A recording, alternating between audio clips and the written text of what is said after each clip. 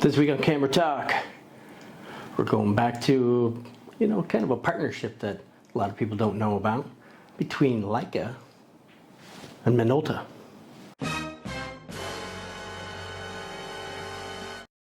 The 1970s, they did a lot of technological sharing with each other.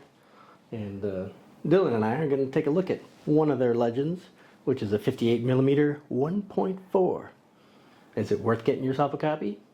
Or is it not? What do you think, mister? Is it worth it? Well, you're not saying much.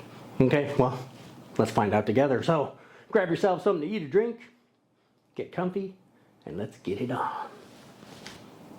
Here I am, Vietnam. Rain is always coming down. This is Camera Talk with Dr. Scott and Dylan. That's right, and here we are again, another week, another video of Camera Talk. And as the intro says, we're going back to one of Dylan's favorite islands, Japan, because we like to turn a little Japanese every now and then. I'm turning Japanese, I think I'm turning Japanese, I really think so. And, the actual brand that we're looking at this week is Minolta. Minolta's nothing new for most of you vintage lens users out there. You probably know a thing or two about it. Minolta. Oh. Hold on, Dylan still got his nasty. Oh, you're also spreading boogers all over your face. Ew! That's like completely disgusting. Let's take a commercial break while I wipe the snot off his face.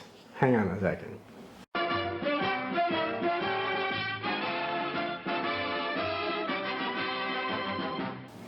And we're back. Fresh face. Boogers temporarily put on hold. So, what were we talking about here? Well, the one we're looking at specifically is a lens first produced in 1966.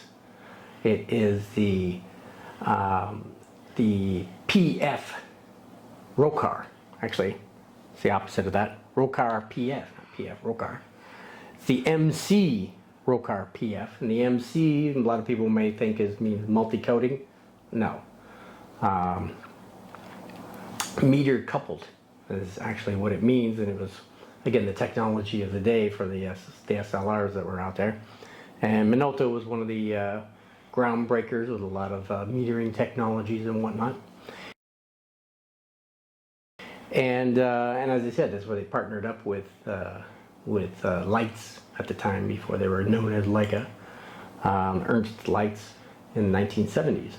They were doing some technical, prowess sharing of information between companies until Minolta kind of developed something behind their back and kicked their butts, and that kind of soured the relationship from there.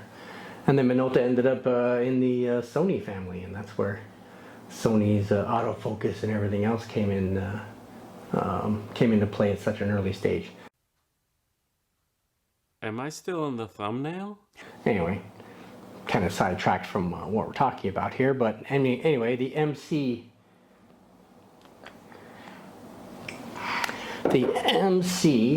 stop wiping boogers all over yourself, man. Stop it. It's disgusting. The MC Rokkor-PF 58mm 1.4. Now its big brother, the 1.2, is the one that gets all the fame and glory and the price tag that goes along with it. But this little baby here kind of performs well enough on its own. There's 4 different versions of this. There's the MC1, MC2, and then an auto ARC and an ARC2. So there's 4 different versions. Just quickly talk about the MC1 and 2 because they're the biggest, or the closest relatives to each other.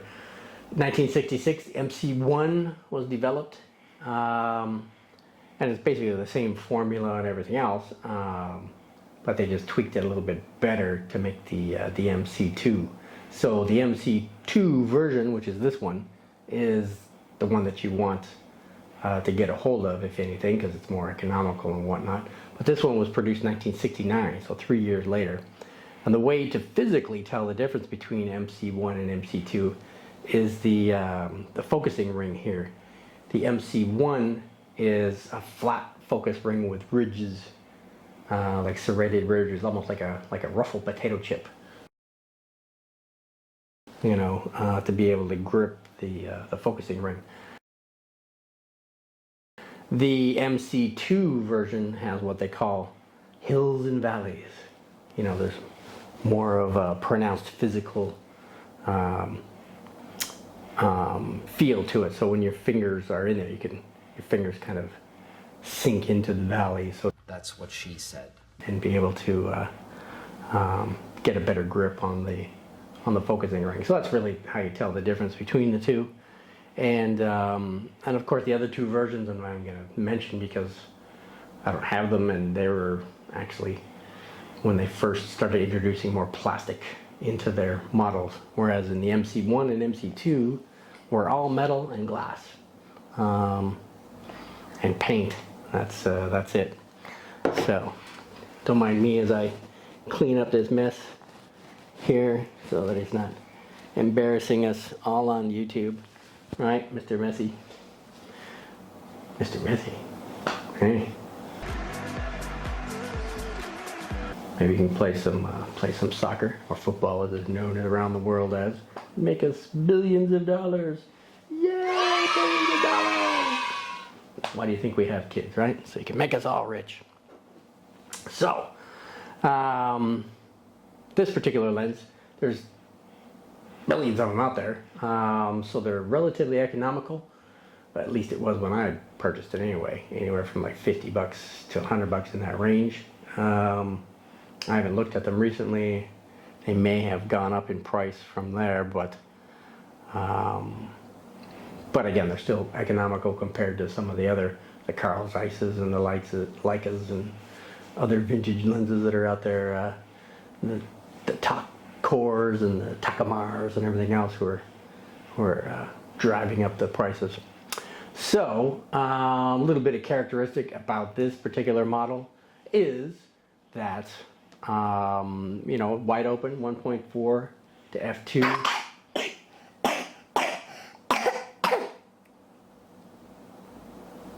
Yes, I know. It's sharpish, if you want to call it that. I know probably a lot of people say, well, it's soft. Well, it's not that soft, but it's great for portraits and portraiture, and that's what I'm focused in on, right? With my little subject here, my little model. So if you want sharpness, 2.8, 5.6 in that range, no complaints in the sharpness kingdom.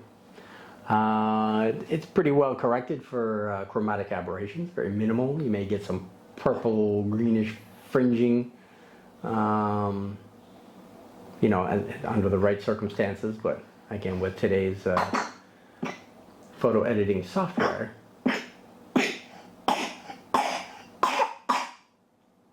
you can always take that out later.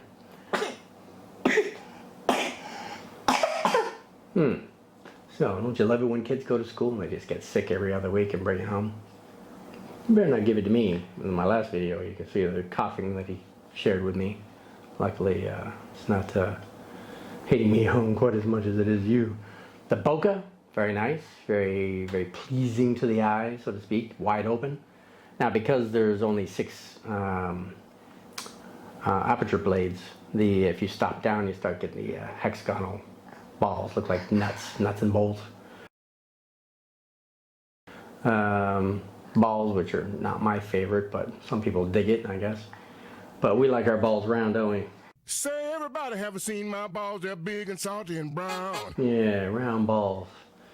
Other than that, I think colors are okay, you know.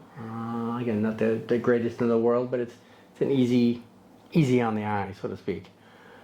Speaking of easy for maintenance too. This thing, I think there's a total of like 8 screws holding it all together. easy to take it apart, easy to clean, easy to put it back together again. That's the kind of vintage lens I like. You know, I'm gonna go out and spending hundreds of dollars on having somebody else do something I can do myself. Little cheap bastards. So, so anyway, yeah, this thing you just unscrew, take the faceplate off there, take the, if you got a little tool, you can easily remove the retaining ring and take the lenses out, clean them all up, and just reverse everything, put it right back together again. Easy peasy, right? Some of the specs, to get into the technical aspects of this: 6 elements in 5 groups. Its close focus distance is 60 centimeters, so just a little bit. My Leicas here are 70 centimeter rangefinder, so 60 is that much shorter. It's okay, but it's a 58 millimeter as well. So you know, it's an easy focal length to work with. As typical for Japanese manufacturers back in the day, 6 aperture blades, as I mentioned already. It's, you know, it's because it's all metal and glass. It's not super light. It's 275 grams, and you know, again, it's got decent image quality and whatnot. So no great complaints. I mean, it's not gonna, you know, be your favorite lens, I'm sure. So it's okay. I'm gonna say, if you've got the money and if you're looking for something a little different, you know, why not? Can you recommend it? Would you recommend buying this? No comment. Okay, fine. I'll give the recommendation then. If you get the right price, go ahead, get yourself one. If people are asking $200 or $300 for this, pass. You know, there's plenty of other ones out there that do a better job at what this does. But again, if you get an economical deal on it, I would go for it because it is a decent lens. Yes. So let's get a shot of, hold yourself up there, right? Get yourself a shot of the faceplate on, I use Canon M50 to record these videos, and I use the kit lens that came with the camera, which is a 15 to 45 EFM lens. So it's a APS-C camera, so they're got a 1.6 times crop factor on it. But anyway, you know, that's not the important aspect of it. But what I do is I focus in on the nameplate on the lens itself and see how sharp we can get it. You know, time out for a nose adjustment. All right, don't get any boogers on Daddy or Daddy's equipment. All right, so let's take one at 1.4 just to show you what that looks like. No, don't get underneath me. You just sit there, be a good boy. All right, right about there looks good. All right, 1, 2, 3.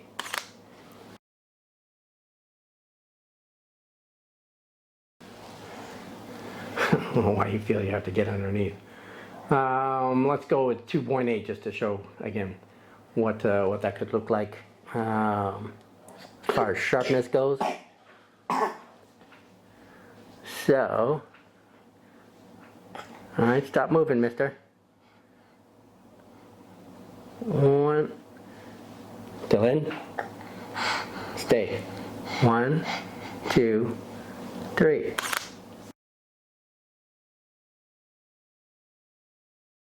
All right, so that was the nameplate. You show all your friends this when you're a teenager. No! Daddy sit here and wipe your nose for the video. So let's take some pictures of, or show you some pictures of this guy. Yeah, baby! As I said, it's my typical for, man, you can get those boogers everywhere, don't you? He's my little model. So here's Dylan at 1.4.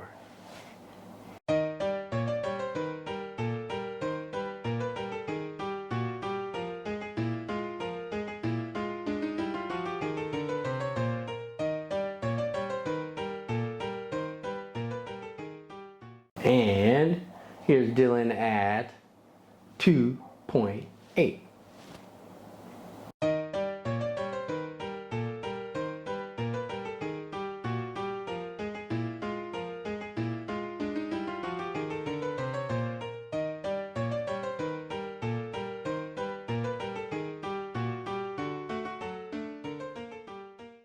And how about some random crap? You like random crap, right? Yeah. So we got some random just stuff and cars and trees and flowers and maybe a lake or something taken with this lens just to show you what else it could do other than pictures of Dylan. All right. So here's our random stuff at F whatever.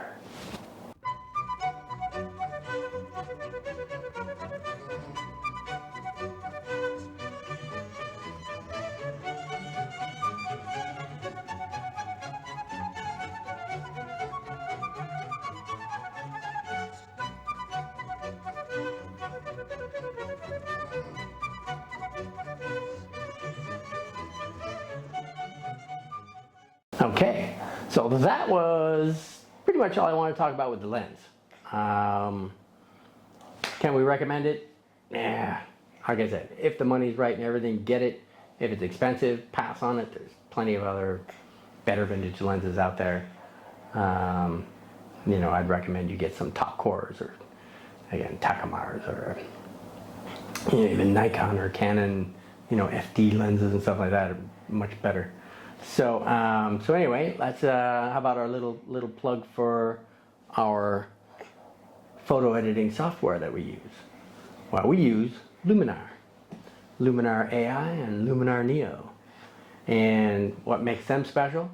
Well, one, again, back to economical. It's only $80, and once you buy it, it's yours for life. Having a hard time with your balance there, mister? So, so $80, not too expensive, is it? But if you click below, use the link to buy it from us. Not from us, but through the link, you'll save $10. So it's only $70, and then we get a little kickback from that too, right? We like kickback. Yeah, kickback. And then Dylan can make his $1 million. $1 million. Oh, you think that's funny, huh? So, yeah, and it's also supporting the company named Skylum, who's in Ukraine, and everybody knows, except him, what's going on with Ukraine at the moment. So, so boo, Mr. Putin.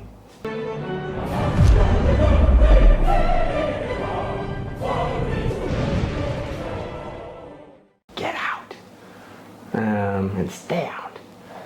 Anyway, so yeah, support them. Besides supporting us and Dylan with his millions. What else can we say? What else does YouTube like? They like us to support Dr. Scott and Dylan and subscribe. How about Dylan? Dylan gonna get a subscribe. And how about two hands together? Oh, you turn this way so you face the camera. All right, two hands together. Subscribe. That's right. And what else does YouTube like besides subscribers? Besides snot-nosed little kids. And coughing. How about the thumbs up? They like the thumbs up, right? Because if you do the thumbs up, it gives us an opportunity to do the thumbs up girls, right? Thumbs up. Thumbs up.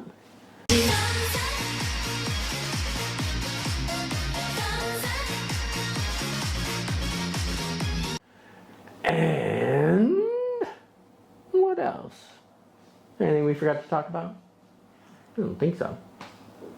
Remember in the last video you fell asleep? Because we were doing it right after, right? We did the video right after it should have been his nap time.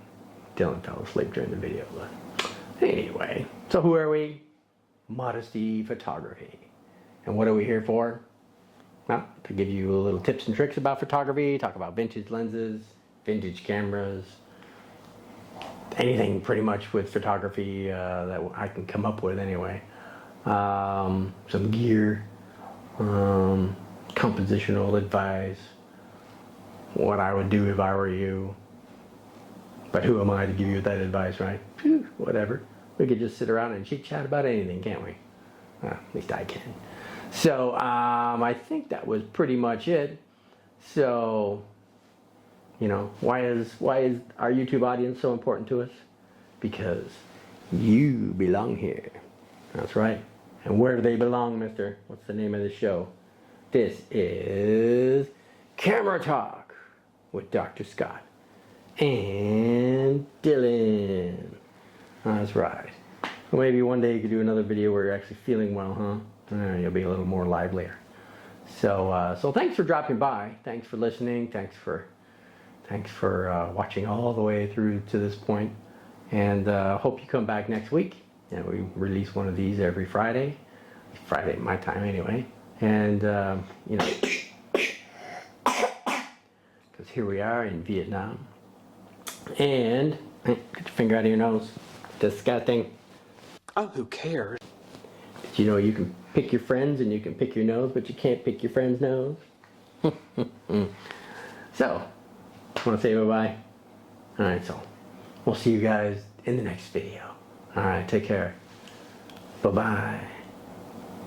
Here I am, Vietnam. Rain is always coming